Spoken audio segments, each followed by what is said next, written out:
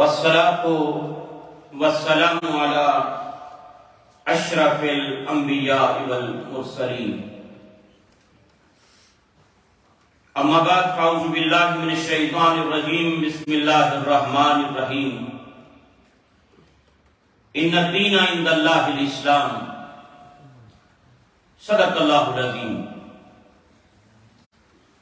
اللهم صل على سيدنا ومولانا محمد معدن الجود والکرم وآلہ واصحابہ وابنہ الکریم وبارک وسلم۔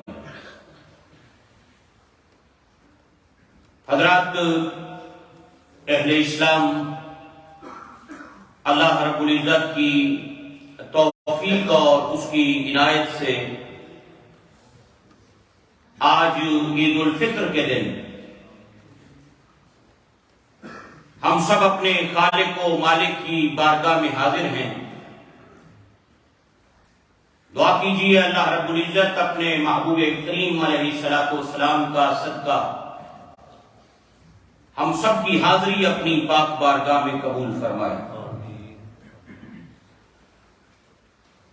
حضرات حضور سید عالم جان کائنات فخر موجودات جناب احمد مجتبی محمد مصطفیٰ صلی اللہ علیہ وسلم کی اس دنیا میں تشریف لانے کے بعد اللہ رب العزت کی بارگاہ میں کوئی دین اور کوئی نظام اگر قابل عمل ہے، مقبول ہے، پسندیدہ ہے تو وہ دین اسلام ہے۔ اور جو آیہ کریمہ ابھی اللہ کے پاک کلام سے جو حصہ میں نے تلاوت کیا اس میں بھی یہی بات ارشاد فرمائی، ان الدین عند اللہ الاسلام، کہ اللہ کے نزدیک پسندیدہ دین دین اسلام ہے۔ اب کوئی اور نظام، کوئی اور دین چونکہ سرکار تشریف لے آئے اس کے بعد اللہ کے ہاں پسندیدہ نہیں، سب سے پسندیدہ دین اور نظام اگر ہے تو وہ دین اسلام ہے۔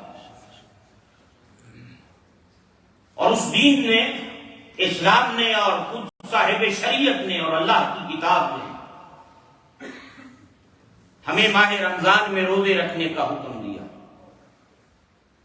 اور اہل ایمان کو اللہ رب العزت نے فرمایا کہ اے ایمان والو، ہم نے تم پر روزوں کو فرض کیا جیسا کہ تم سے پہلی امتوں پہ فرض تھے، کما کتب علی الذین من قبلکم، اور فرمایا یہ اس لیے فرض کیے لعلکم تتقون، تاکہ تم متقی بن جاؤ۔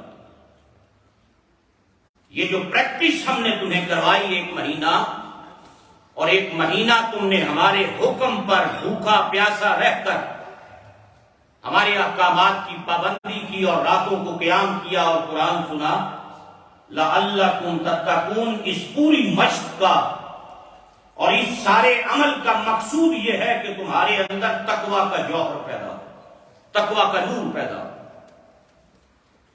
اور آج عید الفطر کا دن ہے، ہم سب اپنے خالق و مالک کی بارگاہ میں حاضر ہیں، کیونکہ پورا مہینے کی اس محنت کے بعد آج اس محنت کی مزدوری اور اس کا انعام ملنے کا دن ہے۔ یہ ہم پر اس کا کرم ہے، احسان ہے کہ اس نے ہمارے لیے خوشی کا ایک ایسا تہوار رکھا، ایک ایسا دن ہمیں خوشی کا عطا کیا، جس دن میں اس خالق و مالک نے اپنے محبوب کریم علیہ السلام کا صدقہ، اس اللہ رب العزت نے حضور کریم علیہ السلام کا صدقہ ہمیں اپنی بارگاہ سے بخشش اور مغفرت کی صورت میں انعام عطا کرنے کا دن عطا کیا۔ آج اس کی بارگاہ سے بخشش، مغفرت اور انعام ملنے کا دن ہے۔ اللہ اکبر۔ حضرت کعب رضی اللہ تعالیٰ وہ ارشاد فرماتے ہیں نبی رحمت صلی اللہ علیہ وسلم سے کہ جس نے اس عزم اور ارادے کے ساتھ، جس نے اس عزم اور ارادے کے ساتھ روزے رکھے کہ وہ رمضان کے بعد اللہ کی نافرمانی نہیں کرے گا، اللہ اسے بغیر حساب کے جنت میں داخلہ کرے۔ جس نے اس مہینے میں روزے اس نیت سے رکھے کہ میں اس پورے مہینے کی مشق کے بعد اب زندگی بھر اپنے آپ کو گناہوں کے کانٹوں سے بچاؤں گا، گناہوں سے بچاؤں گا۔ جس نے اس عزم کے ساتھ روزے رکھے، اس ارادے کے ساتھ روزے رکھے کہ اب میں ساری زندگی اپنے خدا کے احکامات کی پابندی کروں گا، نبی پاک علیہ السلام کی تعلیمات پہ عمل کروں گا۔ فرمایا اگر اس نیت کے ساتھ، اس نے اس عزم کے ساتھ رمضان کے روزے رکھے ہیں تو اللہ رب العزت بغیر حساب و کتاب کی جنت میں داخلہ عطا کرے گا۔ اللہ اکبر۔ اور فرمایا کہ جس نے اس عزم کے ساتھ روزے رکھے کہ وہ رمضان کے بعد بھی اپنے رب کی نافرمانی جاری رکھے گا تو اس کے روزے اس کے منہ پہ مار دیے جائیں گے۔ حضرات نیتوں کا بڑا عمل دخل ہے۔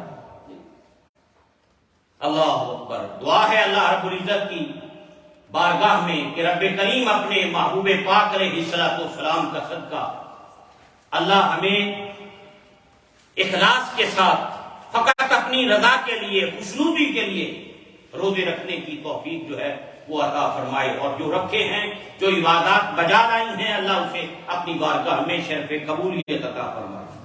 اللہ اکبر۔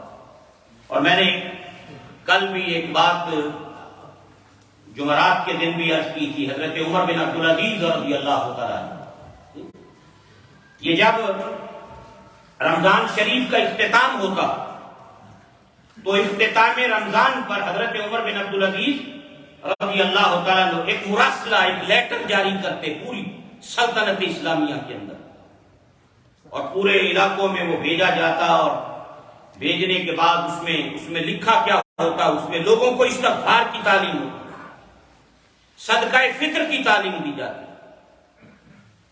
کیونکہ یہ روزہ دار سے روزے میں ہونے والی غلطیوں کا، کوتاہیوں کا ازالہ کرتا ہے۔ اور پھر وہ ساتھ اس بات کی تلقین بھی فرماتے تھے، لوگوں اپنے رب کی بارگاہ میں ان الفاظوں کے ساتھ دعا کرو جس طرح حضرت آدم علیہ السلام نے اپنے رب کی بارگاہ میں دعا کی۔ فرمایا جس طرح آدم علیہ السلام نے دعا کی اسی طرح تم بھی اپنے رب کی بارگاہ میں دعا کرو۔ اللہ اکبر۔ ربنا ظلمنا انفسنا، فرمایا اسی دعا کے ساتھ جو حضرت آدم علیہ السلام نے اپنے رب کے حضور کی تھی، ربنا ظلمنا انفسنا وان لم تغفر لنا وترحمنا لنکونن من الخاسرین، کہا انہی الفاظوں کے ساتھ اپنے رب سے دعا مانگا کرنا، انہی الفاظوں سے۔ پھر انہوں نے آگے وہ سارے انبیاء کی دعائیں بھی ترتیب کے ساتھ لکھی جو قرآن حکیم نے ان کا ذکر فرمایا۔ حضرات آج اس پورے مہینے کی مشق، پریکٹس کے بعد انعام ملنے کا دن ہے۔ فرشتے راستوں کے درمیان میں سائیڈوں پہ کھڑے ہوئے ہیں امت مصطفیٰ صلی اللہ علیہ وسلم کو دیکھنے کے لیے، زمین پر آ کر، اور وہ یہ اعلان کر رہے ہیں کہ اے لوگوں، تم نے پورا مہینہ کام کیا، مزدوری کی، آج اس کی بارگاہ سے انعام بخشش کی صورت میں، مغفرت کی صورت میں لے کر جاؤ۔ تم نے مہینہ محنت مشقت کی، اللہ نے تمہارے گناہوں کو معاف کر دیا، رب کریم نے تم پر کرم، فضل اور رحمت کے دروازے کشادہ کر دیے ہیں۔ تو اللہ رب العزت اپنے محبوب کریم علیہ السلام کا صدقہ، رب کریم ہمیں جو بھی ہم سے نیکیاں جو ہم بجا لائے، اللہ اسے ان تمام اعمال صالحہ کو اپنی بارگاہ میں قبول اور منظور فرمائے۔ اور ایک بات یہ آپ حضرات کی خدمت میں کرنی ہے کہ جب کوئی انسان عمل کرتا ہے، اس عمل کے کرنے کے بعد اس کی قبولیت کے لیے اللہ کی بارگاہ میں ہمیشہ دعا کرنی چاہیے۔ اللہ رب العزت اگر کسی کو توفیق بخشے نیکی کرنے کی تو اس نیکی کے کرنے کے بعد ہمارے اسلاف بزرگان دین کا یہ معمول رہا، تابعین کو دیکھ لیں، تبع تابعین کو دیکھ لیں، صالحین کو دیکھ لیں، پہلے تو 6 مہینے تک وہ رمضان کو پانے کی دعا کرتے تھے، یعنی رمضان کے آنے سے 6 مہینے پہلے رمضان کے حصول کی دعائیں شروع کر دیتے، اور جب رمضان گزر جاتا تو 6 مہینے اس کی قبولیت کی دعائیں کرتے رہتے کہ تیری توفیق سے روزے رکھے، عبادتیں کی، تلاوتیں کی، اب مہربانی فرما ان عبادات کو اپنی بارگاہ میں قبول کر۔ تو حضرات عمل سے بڑھ کر عمل کی قبولیت کے لیے اللہ کی بارگاہ میں دعائیں کرنی چاہیے کہ رب کریم اپنے محبوب پاک علیہ السلام کا صدقہ اللہ ہماری ان نیکیوں کو اپنی بارگاہ میں قبول فرما دے۔ اور ایک اور بات جو آپ حضرات کی خدمت میں اس موقع پر پیغام کے طور پہ ہمیشہ میں آپ کی خدمت میں عرض کرتا رہتا ہوں کہ آج اس وقت امت مسلمہ مشکل حالات سے گزر رہی ہے. دنیا بھر کے اہل ایمان اور اہل اسلام کی حالت ہماری نگاہوں کے سامنے ہے. اس وقت زوال ہے، پریشانیاں ہیں، مشکلات ہیں، انتشار ہے، افراتفری کا عالم ہے. کل تک دنیا کی امامت کے منصب پر فائز رہنے والی قوم آج در در کی ٹھوکریں کھا رہی ہے. اور کیوں کھا رہی ہے؟ اس کے اسباب کیا ہیں؟ آج کیوں یہ ذلت کے دن دیکھنے ہمیں پڑ رہے ہیں؟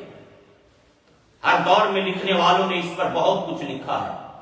اس کے بہت سے اسباب دانشور اور اہل علم نے ان کو بیان کیا ہے. ان میں سے چند ایک میں آپ حضرات کی خدمت میں عرض کرنا چاہتا ہوں. سب سے پہلا سبب اس وقت جہالت ہے. ہم علم کے میدان سے دور ہیں. جہالت اس وقت سب سے بڑا. اور آج مسلم دنیا علم کے میدان میں کہاں کھڑی ہے اور اغیار کہاں کھڑے ہیں، یہ بخوبی آپ جانتے ہیں کہ آج مسلم دنیا کہاں پہنچ گئی اور باقی دنیا کہاں پر پہنچ گئی. ان کا تقابل اور ان کا کمپیئر کر کے آپ دیکھ لیں تو امت کی حالت آپ کے سامنے آ جائے. ایک اس دور کا سبب جہالت ہے. اور میں یہ بات اکثر آپ حضرات کو کہتا رہتا ہوں، اپنی اولادوں کو، اپنے بچوں کو علم کے میدان میں آگے لے کر آئیں، معیشت کے میدان میں آگے لے کر آئیں، سیاست کے میدان میں آگے لے کر آئیں، بزنس کے میدان میں مسلمانوں کے بچوں کو آگے آنا چاہیے. حضرت عمر فاروق رضی اللہ عنہ کا قول ہے بڑا مشہور کہ جس دن مسلمان بزنس میں پیچھے رہ گیا وہ ان کی تباہی کا دن ہوگا، بربادی کا دن ہوگا. اگر آپ مالی طور پہ مستحکم ہوں گے تو دین مستحکم ہوگا، اسلام مستحکم ہوگا. جہالت سے نکلنا ہے اور ہر علم کے میدان میں اپنے نوجوانوں کو آگے لے کر ہم نے آنا ہے. یہ ہماری بہت بڑی اس وقت کی ذمہ داری ہے. اور اہم بات جس پر کل بھی ہم نے بات کی کہ اس وقت سب سے بڑا بحران جس کا ہم شکار ہیں وہ اخلاقیات کا ختم ہو جانا ہے.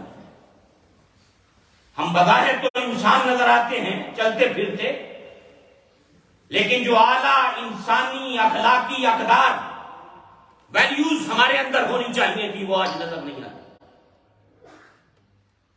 اور یہ بات پیش نظر رہے کہ جس قوم کے اخلاق مر جائیں وہ قومیں مر جایا کرتی ہیں. وہ قومیں کبھی ترقی نہیں کرتی. ان قوموں کو ہمیشہ زوال آتا ہے جس قوم کے اخلاق مر جائیں. حضرات محترم، فرد کا معاملہ ہو، کسی ایک انسان کی بات ہو، اس کی کمی کوتاہی ہو، غلطی ہو، اس کی جزا و سزا میدان حشر میں اللہ اس کو دے گا. ایک فرد کی اگر ہم بات کریں تو اس کی نیکیاں اور اس کے گناہ، اس کی جزا سزا حشر کے میدان میں. لیکن قوموں کا معاملہ مختلف ہوتا ہے. اگر قومیں اخلاقی طور پہ ختم ہو جاتی ہیں، جس قوم کے اخلاق گر جاتے ہیں، جس قوم سے اعلیٰ انسانی اخلاقی قدریں ختم ہو جاتی ہیں، اللہ پھر دنیا کے اندر ہی دکھا دیتا ہے کہ وہ ایسی قوم کو کبھی عروج عطا نہیں کرتا. عروج، عزت، بلندی اور بلند مقام و مرتبہ اسی کو ملتا ہے، اسی قوم کو نصیب ہوتا ہے جس قوم کے اخلاق سب سے ارفع و اعلیٰ ہوتے ہیں. اور آج وہ ادارے، آج وہ جگہیں جہاں سے اعلیٰ انسانی اخلاق کی تعلیم دی جاتی تھی، آج وہ اس فیلڈ اور اس میدان کے اندر ناکام نظر آتے ہیں. سب سے بڑھ کر تربیت گاہ کون سی تھی؟ سب سے پہلی تربیت گاہ، سب سے پہلی تربیت گاہ ماں کی پاکیزہ گود اور ماں کی پاکیزہ جھولی ہوا کرتی. جو بچپن سے اپنی اولاد کی تربیت، انہیں اعلیٰ انسانی اخلاقی اقدار اور اسلام کی تعلیمات ان کو سکھایا کرتی تھی. آج والدین اولادوں کی تربیت کے میدان کے اندر ناکام نظر آتے ہیں. ہمارے پاس وقت ہی نہیں رہا کہ ہم اپنی اولادوں کی صحیح تربیت کر سکیں. ہم کتنا اپنی اولادوں کو ٹائم دیتے ہیں، کتنا ان کی دینی اخلاقی تربیت کرتے ہیں، کتنا ان کی دینی اخلاقی اسلامی تربیت کے لیے سوچتے ہیں، کہ میں اور آپ اپنا جائزہ خود لے سکتے ہیں۔ حضرات، آج شناخت ختم ہوتی جا رہی ہے۔ ہم نے اپنے بچوں کو یہ بھولنے نہیں دینا کہ ہم اللہ کے بندے ہیں، رسول اللہ کے غلام ہیں۔ اللہ نے ہماری عزت اسلام میں رکھی ہے، اللہ نے ہماری عزت رسول اللہ کے قدموں میں رکھی ہے، اللہ نے ہماری سرفرازی اور بلندی مصطفیٰ کریم علیہ السلام کی تعلیمات پر عمل پیرا ہونے میں رکھی ہے۔ مساجد، مدارس، خانقاہیں، یعنی جتنے تربیت کے مراکز تھے، آج وہاں دنیا داری آ گئی۔ جہاں جہاں تربیت ہونی تھی، آج وہ تربیت، وہ تعلیم، آج وہ ان تمام محاذوں پہ امت پیچھے کھڑی ہوئی نظر آ رہی ہے۔ حضرات، اعلیٰ انسانی، اچھے انسان تیار کرنا، بندے تیار کرنا، فرشتوں سے بہتر ہے انسان بننا، فرشتوں سے بہتر ہے انسان بننا، مگر اس میں لگتی ہے محنت زیادہ، اس میں محنت زیادہ لگتی ہے۔ آج اگر آپ دیکھیں، جائزہ لیں، کیا یہ وہی امت ہے جسے رسول اللہ نے تیار کیا تھا؟ کیا یہ وہی امت ہے جسے نبی پاک علیہ السلام نے ایثار، قربانی، ہمدردی کے جذبے سکھائے تھے؟ آج بھائی بھائی کا دشمن ہے، بیٹا باپ سے نہیں بولتا، پڑوسی پڑوسی سے نہیں بولتا، حاجی صاحب سے نہیں بولتے، نمازی سے نہیں بولتا، پڑوسی پڑوسی سے نہیں بولتا۔ وہ انسانی اخلاقی اقدار جو مصطفیٰ کریم علیہ السلام نے ہمیں دی تھی، آج وہ کہاں ہے؟ وہ تربیت کے ادارے، ان کی کوششیں، محنتیں کہاں ہیں آج؟ وہ والدین کی تربیت کہاں ہے؟ ٹائم ہی نہیں اولاد کے لیے ماں باپ کے پاس، الا ماشاءاللہ چند ایک لوگوں کے علاوہ۔ بچے کہاں جا رہے ہیں، کس کی صحبت میں بیٹھ رہے ہیں، کس کی کمپنی میں ہیں، رات کو لیٹ آتے ہیں، کہاں ہوتے ہیں، کس کے پاس اٹھتے بیٹھتے ہیں، اس کا یارانہ کس سے ہے، اس کی دوستی کس سے ہے، یہ ڈرگز والوں کے پاس بیٹھتا ہے یا نمازیوں کے پاس بیٹھتا ہے، یہ اچھے لوگوں کی صحبت میں بیٹھتا ہے یا برے لوگوں کی صحبت میں، کسی کو کوئی پرواہ نہیں۔ اور اس کا نتیجہ سوسائٹی اور معاشرے میں ہمارے سامنے ہے کہ ہماری نوجوان نسل آج کہاں پر کھڑی ہے۔ حضرات، ایک یہ بات آپ حضرات کی خدمت میں نے عرض کرنی تھی اس حوالے سے کہ آج ضرورت ہے اس بات کی کہ ہم ان چیزوں کی طرف توجہ فرمائیں۔ اور ایک اور بڑی بات، ایک اہم بات ساتھ یہ بھی ہے کہ آج پورا معاشرہ ہمارا پازیٹو تھنکنگ کی بجائے نیگیٹو تھنکنگ کی طرف چلا گیا۔ ہم ایک دوسرے کے بارے میں تشکیک کا شکار ہیں، ہم ایک دوسرے کی نیتوں پہ شک کرنے والے لوگ ہیں، ہم ایک دوسرے کے ایمانوں پر فتوے دینے والے لوگ ہیں، ہم ایک دوسرے کے اوپر اپنے اپنے انداز سے، نیگیٹو انداز میں صبح سے شام تک سوچنے والے لوگ ہیں۔ مقتدیوں کو دیکھ لیں تو اماموں کے بارے میں گفتگو کر رہے ہیں، پڑوسیوں کو دیکھ لیں، پڑوسیوں کے بارے میں کر رہے ہیں، رشتہ داروں کو دیکھ لیں، رشتہ داروں کے بارے میں کر رہے ہیں۔ یعنی ہر شخص نیگیٹو انداز میں آج سوچ رہا ہے اور فوراً فتویٰ جڑ دیتا ہے دوسرے کی نیت کے بارے میں، دوسرے کے ایمان کے بارے میں اور دوسرے کے اعمال کے بارے میں۔ ایک عجب انداز میں یہ معاشرہ اس وقت چل رہا ہے، رشتے ٹوٹ رہے ہیں، گھر تقسیم ہو رہے ہیں، برادریاں ٹوٹ رہی ہیں، میاں بیوی کے درمیان ناچاکیاں پیدا ہو رہی ہیں، عجب ماحول۔ اور جس معاشرے کے اندر نیگیٹیوٹی آ جائے وہ معاشرہ کبھی ترقی نہیں کرتا، وہ معاشرہ کبھی ترقی کے راستے پہ گامزن نہیں ہوتا۔ یہ جو پازیٹو تھنکنگ ہے یہ اللہ کی نعمتوں میں سے بہت بڑی نعمت ہے۔ اس شخص کو اپنے رب کا شکر ادا کرنا چاہیے جسے اللہ نے پازیٹو تھنکنگ عطا کی، جس کو رب نے نیگیٹیوٹی سے بچایا ہے، مثبت انداز سوچ فکر کا انداز اللہ نے اس کو عطا کیا۔ آج یہ بھی چیز معاشرے کو تباہ و بربادی کی طرف لے کر جا رہی ہے، بربادی کی جانب گامزن کر رہی ہے۔ اس نیگیٹیوٹی سے بھی اپنے آپ کو آج نکالنے کی ضرورت ہے۔ ہم میں سے ہر شخص دوسرے کو مشورہ دیتا ہے، تیری 10 ایکڑ کی زمین ہے، اس پر یہ فصل کاشت کر۔ وہ دوسروں کو 10 ایکڑ کی زمین پر فصل کاشت کرنے کے مشورے تو دیتا ہے، لیکن اپنی 2 گز کی زمین پر وہ فصل کاشت کرنے کے لیے تیار نہیں ہے، جس کا وہ دوسروں کو مشورہ دے رہا ہے۔ اس لیے ہمیں اپنی تربیت کے نظام کو بدلنا ہے، اور اس تربیت کا آغاز اب ہمیں سب سے پہلے اپنی ذات سے کرنا ہوگا، سب سے پہلے اپنے گھر سے اس کا آغاز کرنا ہوگا۔ ہم کسی کا انتظار نہ کریں کہ کوئی آئے گا اور وہ آ کر تربیت کرے گا، بلکہ سب سے پہلے اپنی ذات کو پیش نظر رکھیں کہ میرے اندر عیب اور غلطی اور کوتاہی اور کمی کہاں پر ہے۔ ہمارا پرابلم یہ ہے کہ ہم دوسروں کی طرف انگلیاں اٹھاتے ہیں لیکن اپنے گریبان میں نہیں جھانکتے۔ حضرت ابو ہریرہ رضی اللہ تعالیٰ کا قول کتنا مضبوط ہے، فرماتے ہیں تم لوگوں کی آنکھوں میں تنکا دیکھ لیتے ہو، تمہیں اپنی آنکھ کا شہتیر نظر نہیں آتا۔ تم اپنی آنکھ میں شہتیر تمہیں اتنا بڑا نظر نہیں آ رہا، لیکن لوگوں کی آنکھوں میں تنکا ہے وہ تمہیں نظر آ جاتا ہے۔ حضرات، ساری اس سچویشن اور اس حالات کے اندر ہم نے کیا کرنا ہے؟ اپنی ذات کو نقطۂ آغاز سمجھ کر اپنی ذات سے، اپنے گھر سے، اپنی فیملی سے تربیت کا آغاز کرنا ہے۔ یہ اللہ کا اتنا بڑا گھر بن رہا ہے، یہ کس لیے بن رہا ہے؟ یہ اسی لیے بن رہا ہے کہ یہ تعلیم و تربیت کا مرکز ہے۔ ہماری مسجدیں آج خالی ہیں نمازیوں سے، رمضان کا مہینہ رہا، مسجدیں بھری رہی، اور آج عید کے بعد نمازی پھر وہی رہ جائیں گے گنتی کے جو ہمیشہ ہوتے ہیں، کیونکہ ہمارے پاس اللہ کی بارگاہ میں سر جھکانے کا وقت نہیں رہا۔ حضرات، یہ ذمہ داری ہے ماں باپ کی کہ وہ خود بھی آئیں، اپنی اولادوں کو، اپنے بچوں کو انگلیاں پکڑ کے اپنے ساتھ لے کر آئیں، اور یہ تجربہ کر کے دیکھ لیں، اور جنہوں نے جو گزرے ہیں اس عمل سے وہ اپنے ساتھ دیکھ لیں، جو بچپن سے اپنے بچوں کی انگلیاں پکڑ کے ساتھ مسجد میں لاتے رہے ہیں، ان کی اولادیں آج بھی مسجد کے ساتھ اٹیچ ہیں۔ جنہوں نے پرواہ نہیں کی ان کی اولادیں دور ہیں مساجد سے۔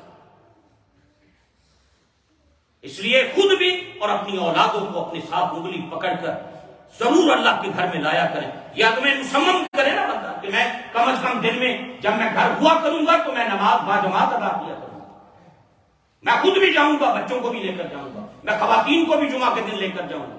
ہمارے ہاں تو الحمدللہ خواتین کے لیے بڑا باپردہ پورا انتظام بھی اس حوالے سے موجود ہے۔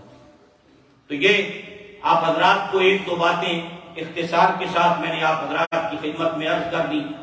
اللہ رب العزت اپنے محبوب کریم علیہ السلام کا صدقہ ہمیں رب کریم عمل کی توفیق عطا فرمائے، اور حضور کریم علیہ السلام کا صدقہ اس وقت امت جن پریشان کن حالات سے گزر رہی ہے، رب کریم اپنے محبوب پاک علیہ السلام کا صدقہ اللہ امت کو پھر سے عروج عطا فرمائے۔ حضور کریم علیہ السلام کی امت پر جو پریشان کن حالات ہیں اس وقت، رب کریم ان مشکل حالات سے امت کو نکال کر پھر سے عزت و عظمت کی بلندیاں رب کریم عطا فرمائے۔ اور اس میں ہم سب نے اپنے حصے کا کام کرنا ہے کہ ہم نے اپنی ذات سے تربیت کا آغاز کرنا ہے، اور پھر اپنی اولاد کی تربیت پہ سب سے بڑھ کر توجہ دیں۔ آپ ایک پیسہ نہ چھوڑ کر جائیں اولاد کے لیے۔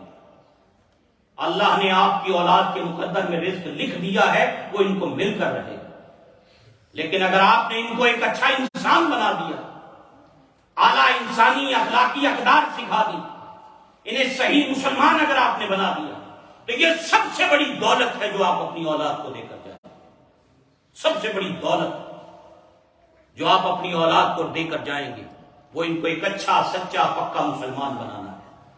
اللہ تعالی ہماری نوجوان نسل کی حفاظت فرمائے، رب کریم ہمارے نوجوان نسل کو دین پر استقامت نصیب فرمائے، اور اللہ کریم اپنے محبوب پاک علیہ السلام کا صدقہ ہم سب کو دین کے ساتھ سچی سچی وابستگی نصیب فرمائے۔